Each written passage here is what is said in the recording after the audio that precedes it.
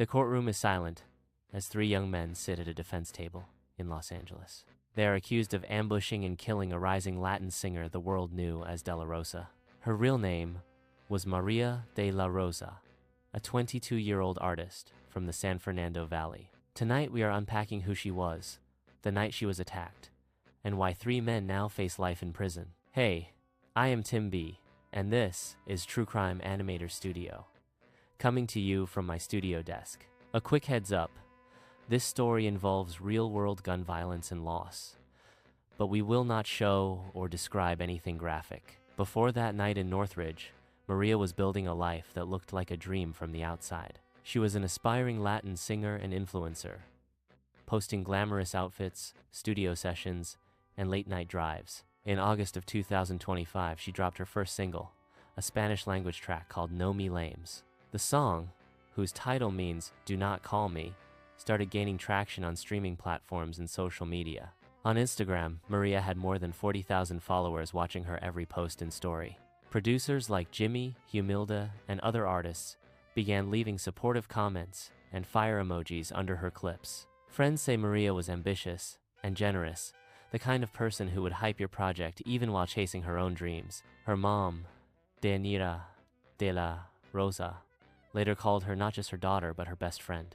All of that momentum was still fragile on a cool November night in Northridge, a neighborhood in the San Fernando Valley. Just after midnight, Maria climbed into a parked car on Bryant Street near Tampa Avenue with two friends. It was the early morning of Saturday, November 22nd, 2025.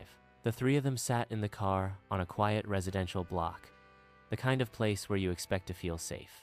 According to investigators, three men walked up to that car in what prosecutors would later call an ambush-style attack. Prosecutors say the men demanded money from the group inside the vehicle. Within moments, they allegedly opened fire, sending multiple shots into the car. Neighbors heard the gunfire and rushed to their windows, some calling emergency services as panic spread down the street. Inside the vehicle, all three occupants were hit, including Maria in the front passenger seat. First responders raced her and the two survivors to a nearby hospital in the San Fernando Valley. Despite doctors' efforts, Maria De La Rosa was pronounced dead not long after she arrived. The two other victims were left in critical condition, fighting for their lives. News of the shooting broke quickly, but at first the public only knew that a young woman had been killed in Northridge. When police confirmed the victim was Delarosa, fans and friends flooded her last posts with shocked comments and broken heart emojis. Fellow performers wrote about the shows they had planned together and the ways Maria had quietly helped them behind the scenes. Comment sections turned into digital vigils, with candles, angel wings, and playlists of No Me Lames shared in her honor. Meanwhile, the Los Angeles Police Department launched a homicide investigation in the Devonshire and Valley Bureau area. Detectives canvassed Bryant Street for witnesses, surveillance cameras, and shell casings, trying to reconstruct every second. Operations Valley Bureau homicide detectives Simonian and Lopez became key investigators on the case. They spoke with neighbors who described seeing men on foot approaching the parked car before the shots rang out. Police said they were looking at whether the attack might be tied to gang activity, but the motive was still unclear. As days passed, the question many people asked was whether Maria had been targeted, or simply caught in someone else's violent plan. You might be wondering the same thing, because on social media, her life looked far from the world of street crime. Investigators appealed for tips and reminded the community they could contact homicide detectives or speak anonymously to Crime Stoppers. Once leads emerged, the Los Angeles County District Attorney's Office was brought in to review the evidence. About 4 days after the shooting, prosecutors announced a major break in the case. Three men from Northridge had been charged with murder in connection with Maria's killing.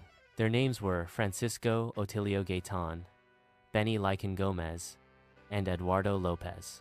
According to the charges, the three allegedly walked up to the parked car, demanded money, and then opened fire. All three occupants were struck, and Maria, only 22 years old, did not survive her injuries. Prosecutors charged each man with 1 felony count of murder and 2 counts of attempted second-degree robbery. The district attorney, Nathan Hochman, called the shooting a ruthless and targeted attack that stole the life of a young artist. 2 of the men, Francisco Gaitan and Benny Lycan Gomez, were arrested in the days immediately after the shooting.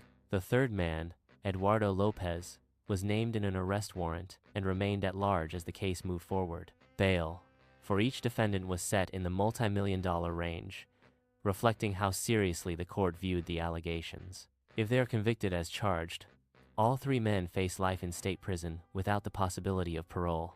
In court, Deputy District Attorneys Jennifer Jimenez and Celeste Sanchez now represent the people of Los Angeles. Defense attorneys for the accused men have not yet laid out full explanations, and the defendants are presumed innocent. For Maria's family, especially her mother Deyanira, the legal language could never match the personal loss. She described Maria as unique, beautiful, and always ready to help others, someone who lit up any room she entered.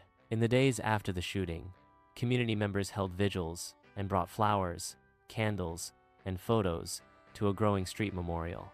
Fans played No Me Lames out of car speakers on Bryant Street, turning the place of violence into a place of remembrance.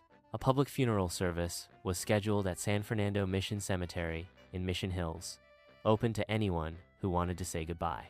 At that service, friends, family, and fans were expected to gather, some who knew her in person, others who only knew her online. As the legal case moves through arraignments and hearings, investigators continue to gather evidence and prepare for trial. Detectives and prosecutors will need to prove not only who pulled the trigger, but also what the intent and motive really were. Questions remain about whether Maria was targeted because of who she was, or whether she became a victim of a robbery that turned deadly. What is clear is that a young woman who worked hard to build a music career had her future cut short in seconds. Cases like this remind us that behind every headline about an influencer or rising star is a real person with a family and a story. For Maria De La Rosa, that story includes talent, hustle, and a fan base that refuses to let her memory fade. It also includes a justice system now under pressure to deliver answers that match the gravity of what happened in Northridge. As we follow this case, it is important to remember the two survivors who are still living with the physical and emotional scars. Their names have not been released publicly, but their lives were changed forever in the same burst of violence. If the charges move to a full trial, a judge and jury will one day hear from them, from detectives, and from forensic experts. You and I will not be in that courtroom, but we can watch carefully how the system handles a case that began in a quiet parked car. For now, Maria's legacy lives in her music, in the lives she touched, and in the fight to hold those responsible accountable. Thank you for watching, and for keeping your comments respectful as we talk about real people and real loss. If you want more deep dives into cases like this, remember to like, subscribe, and tell us what you think in the comments below.